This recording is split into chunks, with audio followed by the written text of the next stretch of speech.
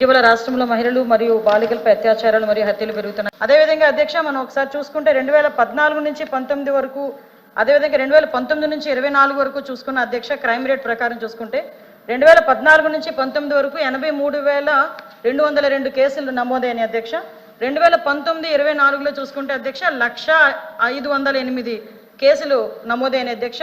అంటే చూసుకుంటే 2014 నుంచి 19 వరకు నుంచి 2019 నుంచి 24 రెండింటి మధ్య చూసుకుంటే దగ్గర 20.8% ఇంక్రీజ్ అయింది అధ్యక్ష. దీంతో పాటు అధ్యక్ష నేను ఎలాబొరేటెడ్గా చెప్తున్నాను అధ్యక్ష, కొంచెం టైం ఇవ్వాలి. జాన్ నుంచి అక్టోబర్ వరకు అంటే ఇప్పటి వరకు పెరిగిందా లేదా అని వాళ్ళు అడిగారు కాబట్టి చాలా క్లియర్గా ప్రజలకి చెప్పాలి కాబట్టి చెప్తున్నాను అధ్యక్ష. 2019 నుంచి 2024 వరకు కూడా సినారియో తీసుకుంటే జాన్ నుంచి అక్టోబర్ వరకు తీసుకుంటే అధ్యక్ష 2019లో జాన్ నుంచి అక్టోబర్ వరకు 17,746 అధ్యక్ష. 2020లో అధ్యక్ష 17,089 అధ్యక్ష. 2021లో అధ్యక్ష 17,752 అధ్యక్ష. 2022లో అధ్యక్ష 25,503 అధ్యక్ష. 2023లో అధ్యక్ష 22,418. 2024లో 14,650.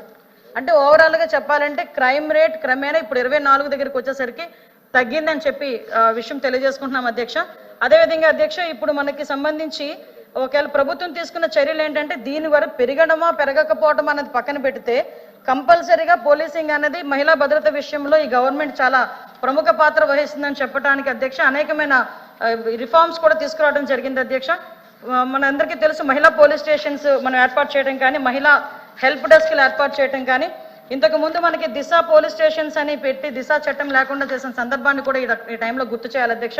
దాన్ని తిరిగి ఈరోజు మహిళా పోలీస్ స్టేషన్స్ కింద కన్వర్ట్ చేయటం, అదేవిధంగా మహిళా హెల్ప్ డెస్క్లను ఏర్పాటు చేసి మహిళా సిబ్బంది ద్వారా శాంతి భద్రతల విషయంలో వాళ్ళకి కౌన్సిలింగ్ ఇప్పించడం దగ్గర నుంచి, వాళ్ళకి ఒక అవేర్నెస్ తీసుకురావడం దగ్గర నుంచి, అట్ ద సేమ్ టైం వాళ్ళకి ఒక హెల్ప్ డెస్క్ని కూడా ఇవ్వడం జరిగింది అధ్యక్ష. పోలీస్ గస్తీ బృందాలను కూడా బలోపేతం చేయడం జరిగింది అధ్యక్ష. వాటితో పాటు షీ టీములు కానీ, బ్లూ కోట్స్ కానీ, రక్షక టీములు కానీ, గస్తీ వాహనాలను కూడా సమర్థవంతంగా ఉపయోగించడం అనేది పెరిగింది అధ్యక్ష.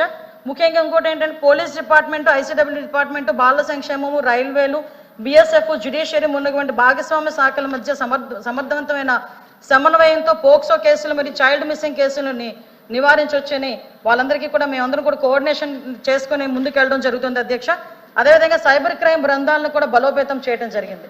ఎక్కువగా మొబైల్స్ని బేస్ చేసుకొని పిల్లలకి ఎవరెవరు అన్నోన్ పర్సన్స్ దగ్గర నుంచి మెసేజ్లు, వాళ్ళతో పాటు కొంచెం వాళ్ళని ట్రాప్ చేయడం అంటూ జరుగుతున్నాయి కాబట్టి ఈ సైబర్ క్రైమ్ బృందాలను కూడా ఎక్కువగా ఏర్పాటు చేయడమే కాదు అధ్యక్ష, సైబర్ క్రైమ్ పోలీస్ స్టేషన్స్ని ఇంతకు ముందు 3 పోలీస్ స్టేషన్స్ ఉండేవి అధ్యక్ష. ఇప్పుడు మళ్ళీ ప్రతి జిల్లాకి ఒక సైబర్ క్రైమ్ పోలీస్ స్టేషన్స్ కూడా ఏర్పాటు చేయడానికి ఈరోజు గవర్నమెంట్ ముందుకు వచ్చింది అధ్యక్ష.